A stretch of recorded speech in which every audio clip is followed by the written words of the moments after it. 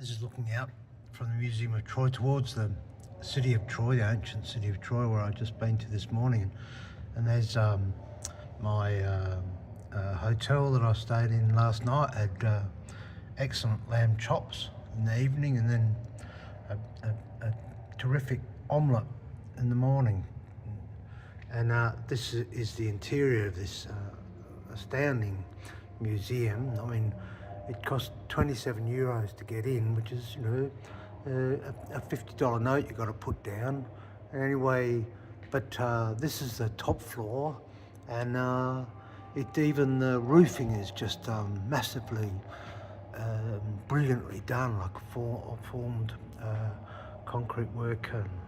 And here's one of the columns. I've just noticed it's just beautiful details, the floor slabs and the ramps, and little things like seats just halfway up the ramp, just gorgeous, and strip windows over there, beautifully set up exhibits, just so impressive.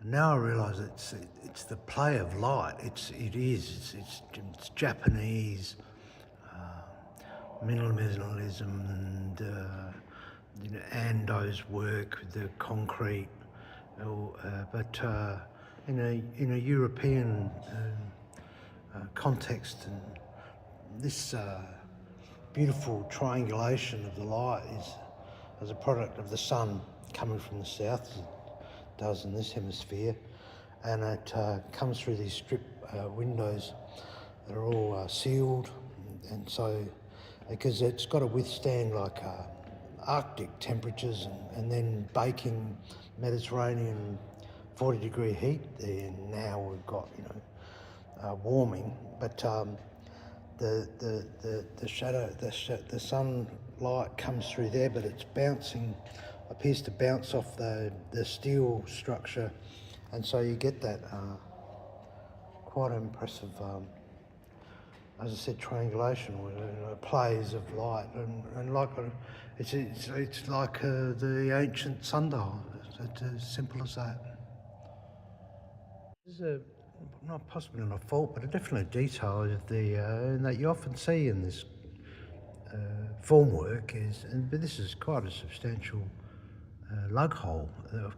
So what must occur is that, and this is what I'm seeing, is that that's where the wooden posts would have come from the board, so you can see the wooden boards. But I would have thought Ando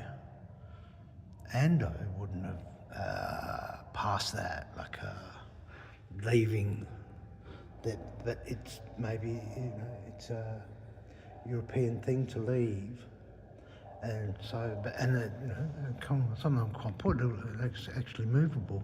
But I think what the Japanese do is just screed it. They just put a cement paste there on each and every one of them, so someone must get that job.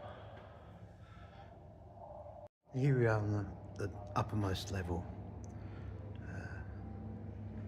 There's a terrace above.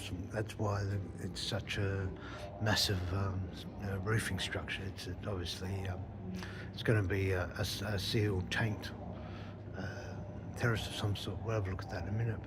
But beautiful light fixtures or installations of some such, and looking out to the car park and the entry ramp. Entry buildings, everything's just so. The human scale is just perfect. And you live and learn. Look at that, and the moisture-ridden trafficked area there. They have either these came later or the design had an intention of venting. So really, it's inexplicable, but. I don't know, what are you meant to put a hairdryer down there or something? And a perfect blue New Year's Day, blue sky, people milling around in the harbour city of Gallipoli, and I'm on the ferry, like the dream of a lifetime, to cross the Dardanelle Passage over there, over across to a place called Kiddabar, and then I'm going to travel down to the point of the Dardanelles, and then I'm going to come round to, this is another one of the ferries, this one's just setting off in a minute, and then I'm heading over to Gallipoli, which is in the far distance there, over those ridges. The other side of those ridges is Anzac Cove.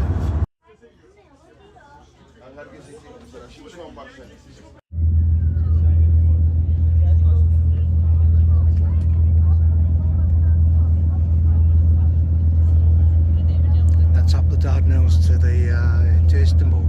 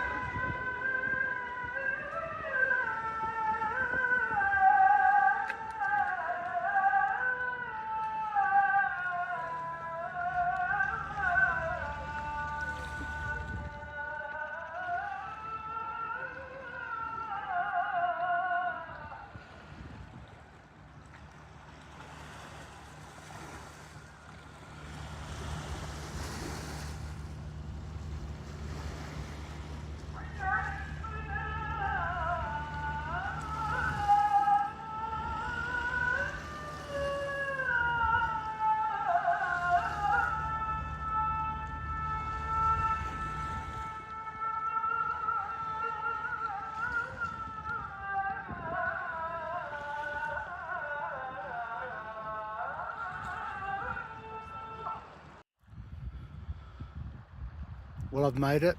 This is another primary reason for my journey. This is something I've always wanted to do, to visit Anzac Cove, one of the Anzacs, and it really is quite an experience.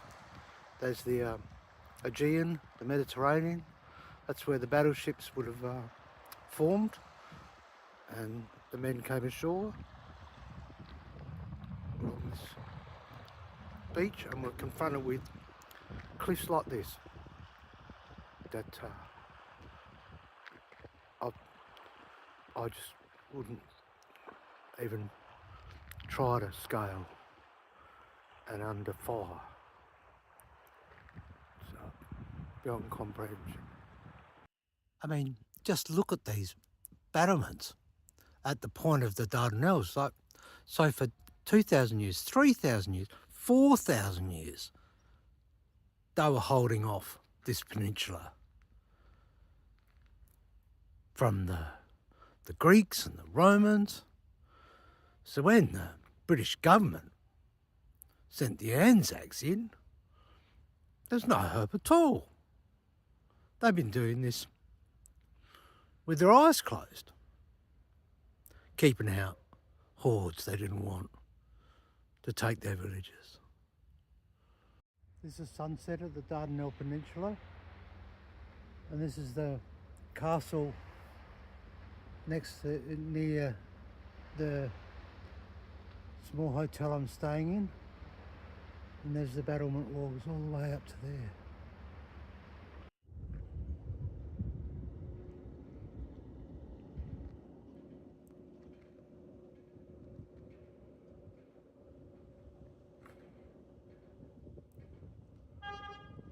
And there's the ancient battlement walls of the fortress, and very much taken by this visitor centre with all the modern additions to the castle. Most impressive blockwork detail and steel detailing, and glass with the fixes, and that's looking out to the Dardanelles there. We're going to go in the visitors centre next. And this is the modern visitor centre of Sudhir Khaleesi, the fortress at the point of the Dardanelles where I stayed last night in that little village.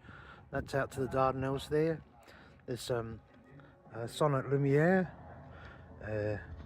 and there's the enormous cannons that have warded off the French and the British Navy successfully, and it's work in progress by the looks of it. It's really coming along, but this is obviously going to be an elevator of some sort that and the, the the blockwork's just so impressive. It's travertine. And this is the visitor centre of Anzac Cove, overlooking Anzac Cove, and in the distance there is the cove and the cliffs that the troops were faced, and a monument at the top of those cliffs.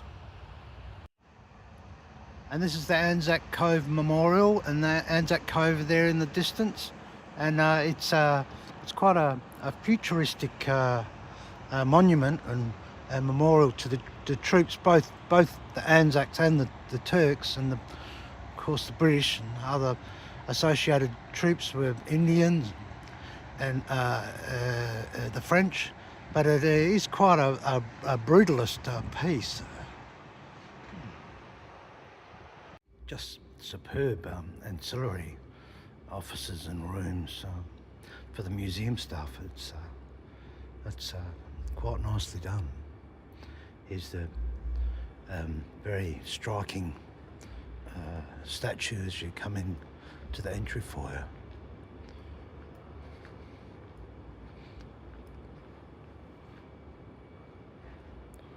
All based in 1915. And that battle they called Kanakale, that's our Gallipoli, well, the Gallipoli Peninsula, the Turks called it, have named it, and we use that to create Gallipoli.